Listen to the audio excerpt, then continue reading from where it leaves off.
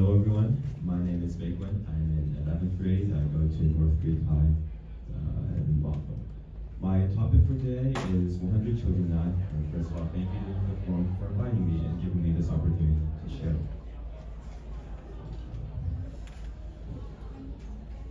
Can we go to the next slide, please? Thank you. All right, so these are a lot of pictures from my experience in community education. I started back in middle school, which was about 5 years ago. That was about the time when the pandemic started. So from 2019 to 2025, I had a history class. That's my YouTube, in which I post recordings of every class we would go for an hour or so. We started teaching history and history talks, Greek, Roman history, etc. And then also in 2022, I also did Chinese story time in local libraries, in which we go over to libraries and get Chinese storybooks and read them out to a bunch of kids. This was, I think, one of our biggest times when we had over like 100 kids in the same room. It was crazy. It went on for so long because we also do like extra activities at the end, right, to make sure they also have fun. We would do stuff like make them candy farms with a special pen. Every kid wanted one. We had to stay over until the library nearly closed. This was last May, I think. We did AP World History Prep with another friend. We did it for like 3 days, an hour every day, just right before the AP exam. And we had about 40 kids in that Zoom. And we just went over the information. And lastly, one of my more recent stuff, we had a summer camp which ended just last month. We did one last year as well. That is a picture of our teachers and TAs for last year. So over those 5 years, we've taught over 100 kids, and well, that says way more. But this is a graph that illustrates our volunteers, our teachers, our TAs, and all of our collective effort throughout these years.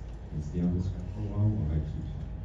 So the collective effort over 5 years of all of our friends, we work together and we dedicate our time to our community.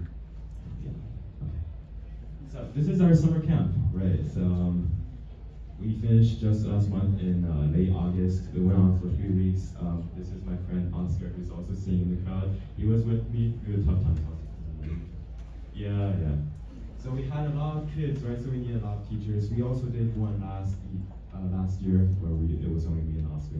That was a bit more tough. But this year we had a lot of teachers, a lot of TAs. All of them were high school volunteers. So throughout my experience in community education, I kind of realized that teaching wasn't really the hardest part, right? I knew all the knowledge, and teaching wasn't that hard for me, but the thing is, we have 30 kids in the room, they all have their own computers, and you can probably guess what they would do with them, right? They all have games like Roblox installed, right? So the hardest part was probably managing these kids, because they lose control very easily. If they don't like a project, they would just run off. And if one kid runs off, the other kids will be like, oh wow, well, he gets to run off, I should go too, so I can play with him.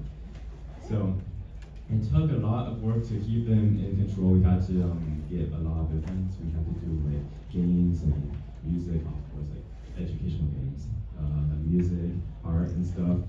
Fun stuff to keep them in control because they're not going to sit there and listen to us lecture for an hour. That was very hard. But it worked out really well. We had a lot of fun teaching them, and I'm sure they also had a lot of fun because they did thank us a lot at the end. Parents and kids all wrote a lot of thank you messages, which I'm very appreciative. But I also thank them because throughout this experience, both me and my team, we have all grown thanks to my 100 kids. Now, moving on to AI, right? So something surprising was during the summer camp, of course, one kid who was in the programming class in the summer camp, we taught stuff like programming and C8 math, science, math, writing, and etc. So in the programming class, we caught one kid or maybe multiple that were using AI to write code, which of course we are responsible teachers and we gave them a fail for that assignment. But after some reviewing of the code, it wasn't that bad. It actually worked, right? So AI is capable of doing such stuff. But what surprised me was that these kids, they're 4th and 7th graders, and they were very young and they already started using AI. So that's very surprising, right? Times are changing. Kids this young are already getting onto ChatGPT and stuff. one kid blatantly asked me after I signed the writing homework, can I use ChatGPT to write it? Like he just blatantly asked me, and I was like, no, of course not. But I do think that instead of kids just copy and pasting from AI results, we could teach them to learn how to write good prompts to help them, to instruct them, and to better learn the content.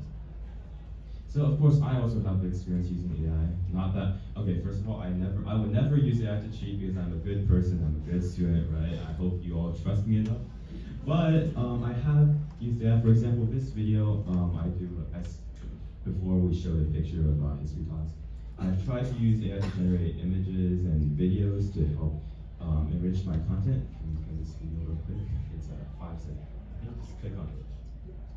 If it doesn't work, it's okay. It's only a 5-second video. It's also on my YouTube.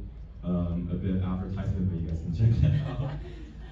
Can you try clicking on it? If it doesn't work, it's okay. I don't think it's gonna work. But anyway, it's just a 5-second clip that we asked an AI to generate. I think it's of the Mayflower. I'm not too sure exactly, but yeah, it looked okay. It looked pretty real. It didn't look. Yeah, we're not quite there yet. I still have a bit to talk about. It looked quite real, right? It didn't look. I mean, before I remember seeing a lot of AI stuff on social media, right? Of AI generated videos and images. Before, it really didn't look real at all. Like, you can see that they're trying to look real, but it wasn't. But this video, like really, the expressions, the characters, they all look. Even though it was only 5 seconds, it really looked genuine. Okay, yeah, that's my experience using AI, and